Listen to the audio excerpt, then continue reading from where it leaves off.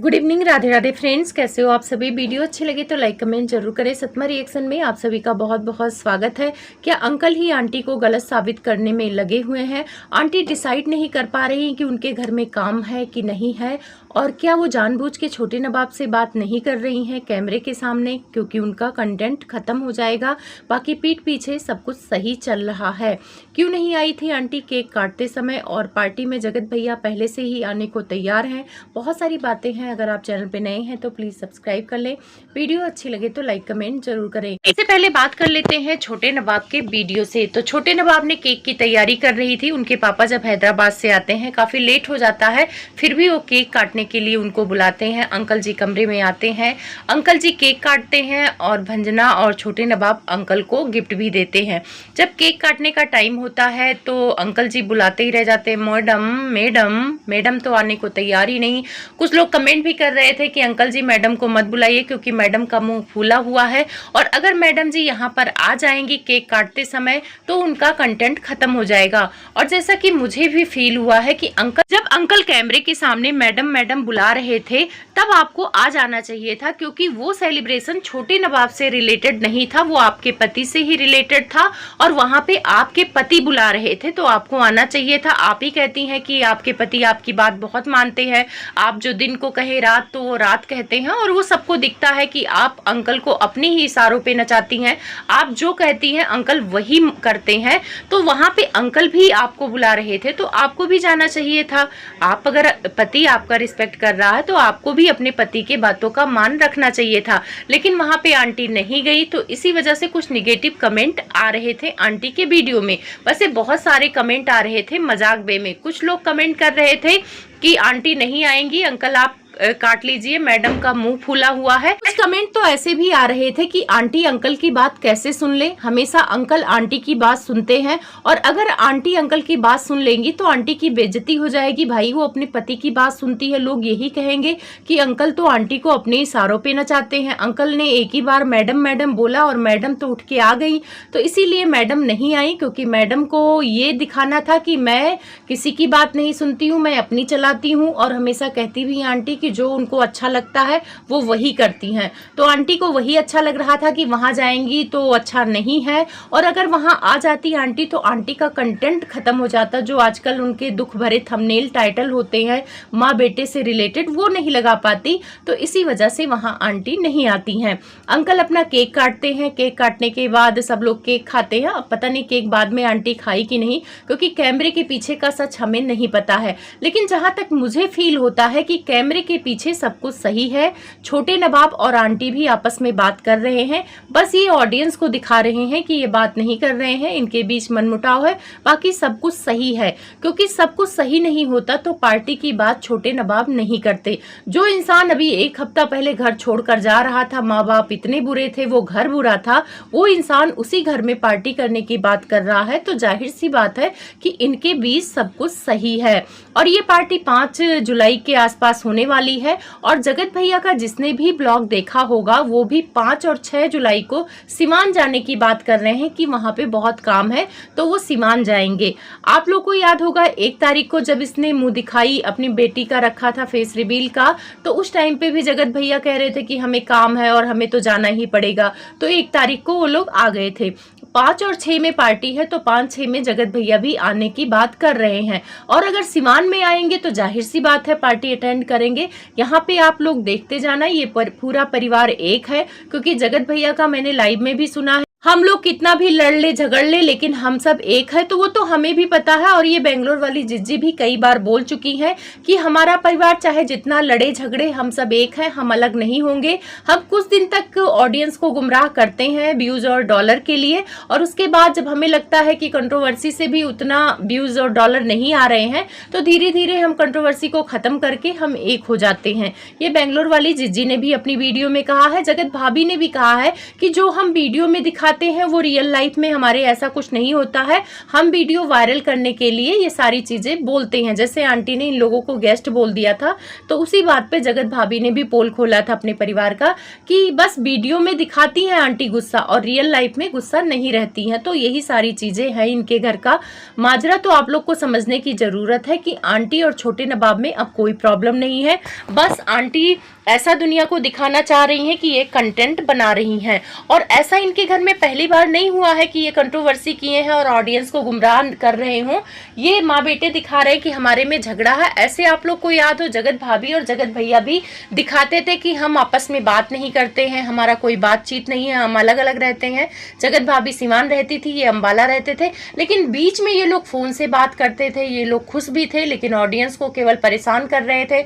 Audience in दोनों को एक करने की कोशिश कर रहा था। वही सेम चीज आंटी के वीडियो में जाके लोग कह रहे हैं कि आप अच्छी माँ बन जाइए। बेटे को भी लोग कह रहे हैं कि तुम ऐसे क्यों कर रहे हो। यहाँ पे ऑडियंस एक नौकर की तरह एक दूसरे को एक करने में लगी हुई है, और ये लोग तो पहले से ही एक हैं। बस ये ऑडियंस के फीलिंग्स को ऐसे दरकिनार कर देते हैं। इनको हंसी आती होगी उन कमेंट करने वालों पर कि ये कितने पागल है, ये हमें समझते हैं कि हम तो अलग अलग हैं, पर हम तो एक ही हैं, तो एक हैं।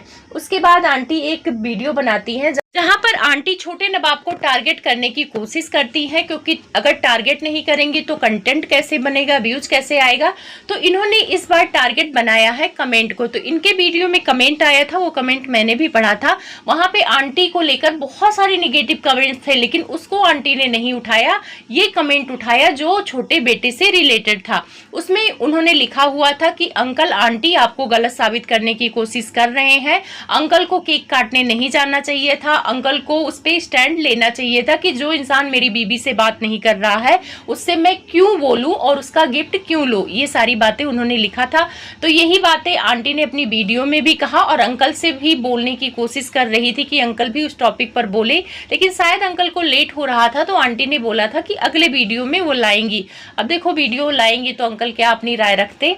लेकिन जहां तक आंटी कह रही थी कि हमारे बच्चे मतलब पापा को ही अच्छे समझते हैं, मुझे गलत समझते हैं, और मेरा बड़ा बेटा भी जब लड़ाई झगड़ा करता था तो वहां पे मुझे गलत समझता था, अंकल को सही समझता था।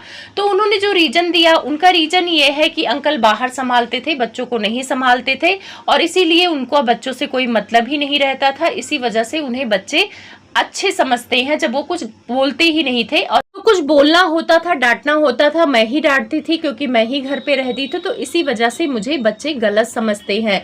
तो यहाँ पे मैं एक चीज बोलूंगी आंटी, अंकल वास्तव में अच्छे हैं। अंकल बहुत ज्यादा बच्चों को दबाव नहीं देते हैं किसी चीज का। जिस हिसाब से आप दबाव देती हैं, आप वही चीज करवाना चाहती हैं बच्चों से जिसमें आपकी खुशी हो, जो आपके लिए सही हो। बाकी आपको बच्चों की खुशी से कोई लेना देना नहीं है, और अंकल यही बात समझते हैं। अंकल बहुत ज्यादा ये चीजें नहीं करते हैं, दबाव नहीं डालते हैं, ये प्रेशर नहीं देते हैं कि नहीं तुम्हें वही काम करना पड़ेगा जो मुझे पसंद है।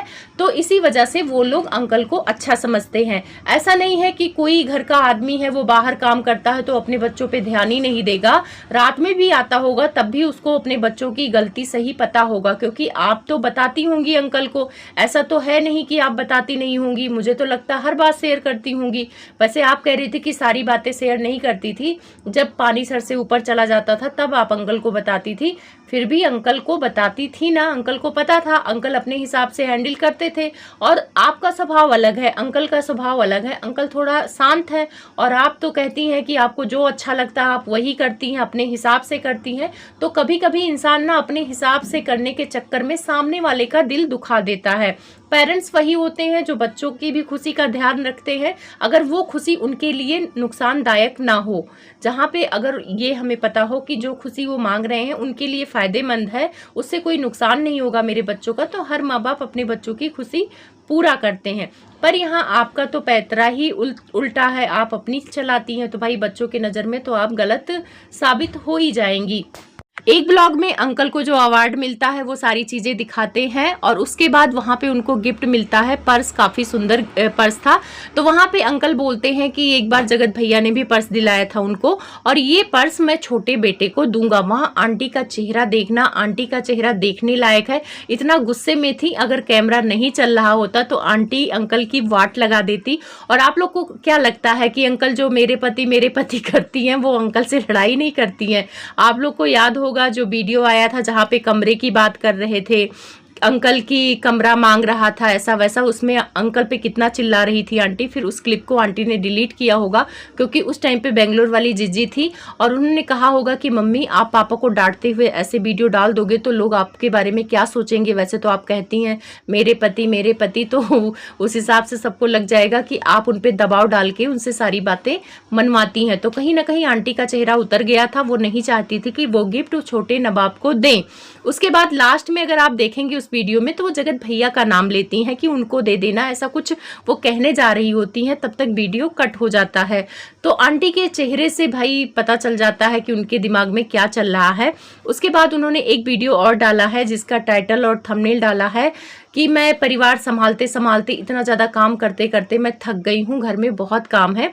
तो वहाँ पे भी लोग कमेंट कर रहे हैं कि आंटी पहले आप डिसाइड कर लो कि आपके घर में काम है कि नहीं काम है। जहाँ पे ऑडियंस आपके बहू को रेस्ट करने की बात करती थी कि 9 महीने हो गए हैं, बहुत काम कर लिया, अब रेस्ट कर लो, तब आके आप कहती थी कि आपके घर में कोई काम ही नहीं है, मेड लगा हुआ है, खाना बनाया रहता है, साफ सफाई हो जाती है, बस खाना निकाल के मुंह में खाना रहता है। लेकिन जब आप काम करती हैं तो कहती हैं घर में बहुत ज्यादा काम है, काम खत्म होने का ही नाम नहीं ले रहा है।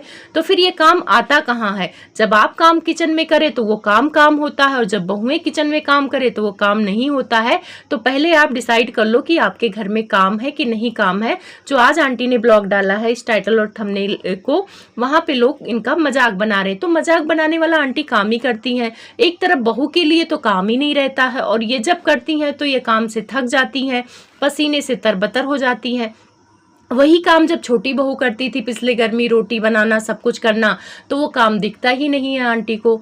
तो फिर ये तो गलत है ना। आंटी का जो मैं का आदत है, मतलब वो जो करेंगी सब कुछ सही है, वो करेंगी तो काम भी ज़्यादा है, अगर वो काम नहीं करेंगी तो काम भी कम है। तो आंटी का तो फंडा ही अलग है। तो ये कहीं ना कहीं छोटे नवाब को टारगेट कर करके कंटेंट बना रही हैं। और जहाँ तक मुझे लग रहा है कि पार्टी के टाइम सब कोई आएगा, सब कोई एक होगा, इन लोगों का प्लान है, क्योंकि इससे दोनों को फायदा है, छोटे नवाब को भी फायदा है। अगर आंटी उसको टारगेट कर रही है तो वो भी आंटी को थोड़ा बहुत टारगेट कर रहा है टाइटल थंबनेल में, तो उसके भी कंटेंट चल रहे हैं। भाई अगर थंबनेल में अट्रैक्टिव थंबनेल होंगे, कंट्रोवर्सी से रिलेटेड थंबनेल होंगे तो वो तो चलेंगे ही ऑटोमेटिक। और इधर जगत भैया तो फंसे पड़े हैं, रिएक्शन वालों से पंगे लिए हैं, क्योंकि भाई से पंगे लेंगे तो पोल खोल के रख देगा। तो इसी वजह से जगत भैया भाई से किनारा करके रिएक्शन वालों पे लगे पड़े हैं कि उनसे ही कंट्रोवर्सी करके चलो पैसे कमाया जाए। तो ये परिवार कंटेंट बनाने के नाम पे कुछ भी करेगा।